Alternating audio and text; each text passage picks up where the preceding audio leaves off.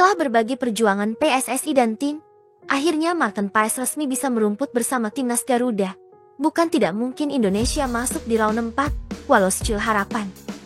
Mental juara. Harus gitu. Berani berkompetisi Hernando. Dan belum tentu juga Martin Paes ini langsung nyetel dan main bagus. Betul. Dia harus earn his place. Iya. Banyak juga yang mengatakan, wah PSSI ini salah.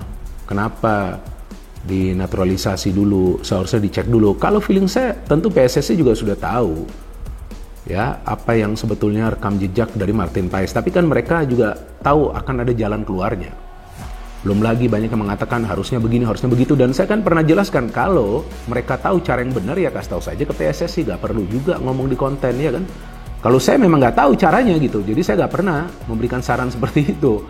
Ya walaupun saya juga ragu jika Martin Paes akan bisa membela lawan Arab dan juga lawan Australia. Tapi saya tidak pernah ragu bahwa Martin Paes nanti akan bisa membela timnas Indonesia.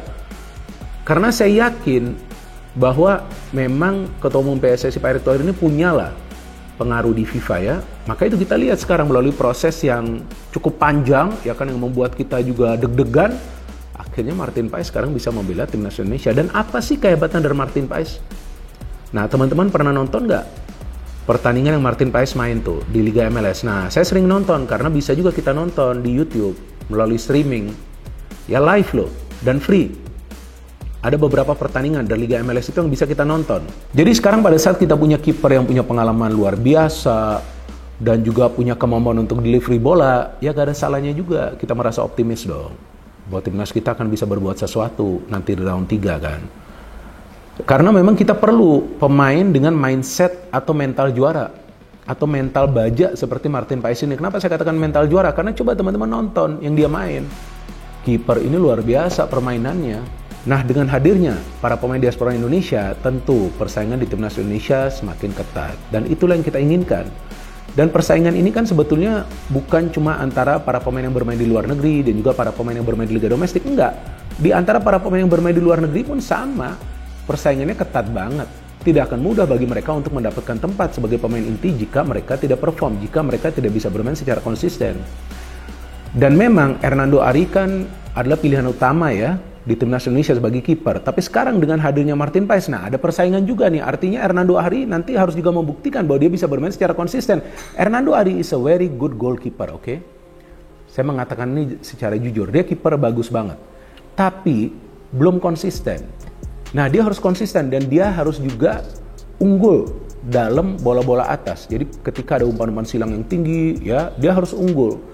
Nah inilah keunggulan dari Martin Paes pada saat ada umpan-umpan silang tinggi. Belum lagi delivery bola. Nah Hernando Ari ini kan kalau yang saya perhatikan dalam build up ini belum bagus. Sampai dia melakukan kesalahan itu kan lawan Irak kan. Agak ragu-ragu atau mungkin juga panik ya, gak ngerti juga kita. Sehebat apakah Martin Paes? Sampai kehadiran kiper ini dinaturalisasi dan begitu ditunggu dan diusahakan untuk masuk timnas Garuda.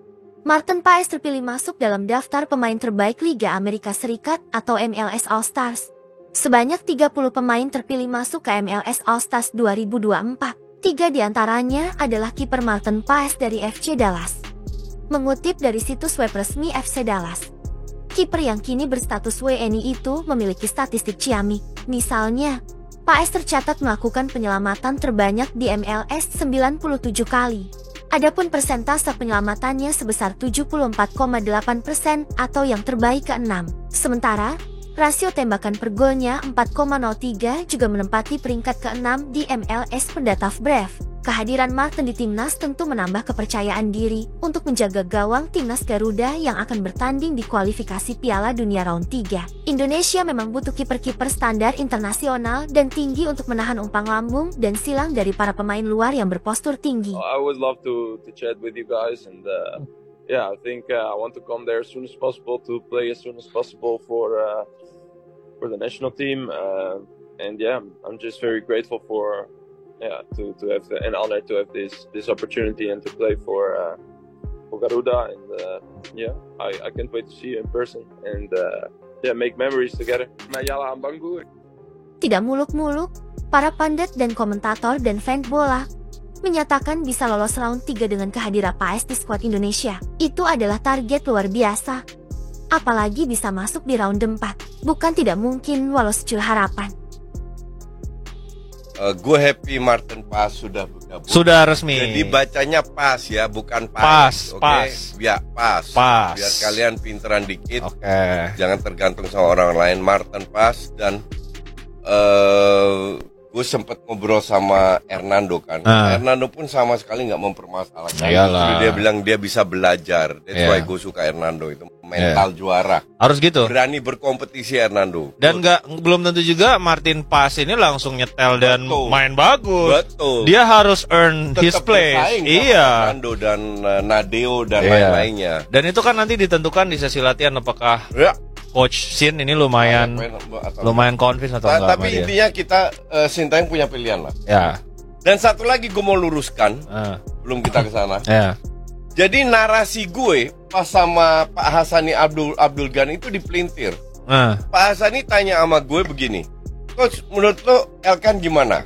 Gue bilang, gue setuju Elkan dipanggil. Ya. Gue bilang demi kepentingan timnas karena Elkan kan tinggi. Ya. Oke, kita butuh lawan Arab lah kan, Ya. tinggi-tinggi, kita butuh pemain yang tinggi. Ya. Bukan berarti Kelvin Verdong Arhan nggak bisa menggantikan posisinya Hapner di kiri, bisa. Bisa. Tapi kalau lu punya pemain yang tinggi kan ngebantu. Benar. Nah, terus gue bilang semoga semua Sintayong semua ego diturunkan biar gabung lagi lah, damai lagi lah. Ya. Dipelintir narasi gue seorang nggak perlu intervensi lah. Gue ini cuma penonton, mau intervensi apa? Iya kan? Terus dibilang bahwa gue anti Sintayong, enggak ada satu narasi di mana gue bilang gue anti Sintayong. Ya. Sampai detik ini gue selalu dukung Sintayong. Ya. Oke? Tapi tolong jangan pelintir, terutama kardus-kardus yang narasinya rendah, literasinya rendah, langsung nggak nonton videonya sepenuhnya, dibahas setengah-setengah. Ya. Jadi apapun yang terjadi, gue dukung Sintayong 100%. Mau Sintayong pilih apa, itu hak dia, Ya. bukan kita. Tapi kalau lu tanya sama gue, ya gue pengen Elkan datang. Ya. Itu aja.